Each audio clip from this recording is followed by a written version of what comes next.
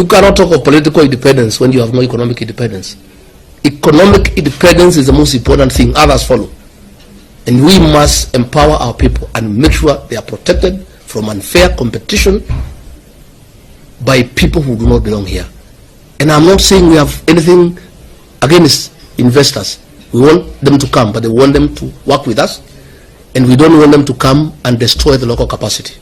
And if we don't protect the local capacity, they are quoting laws so that our people cannot compete. In another 10 years, when the entire local capacity is entirely destroyed, they'll come back now and raise the prices. So this bill intends to protect the local capacity. We want them to partner with us so that it's technology transfer. They are coming with everything: engineers, surveyors, plant operators, drivers. Why do you need to bring somebody from China to drive a truck? We have plant operators here in thousands who are jobless. Our people have closed down their shops.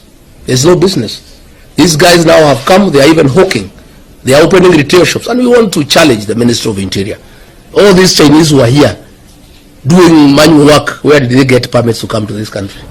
Those who are here and they have no business being here, they be put on a plane back to their country.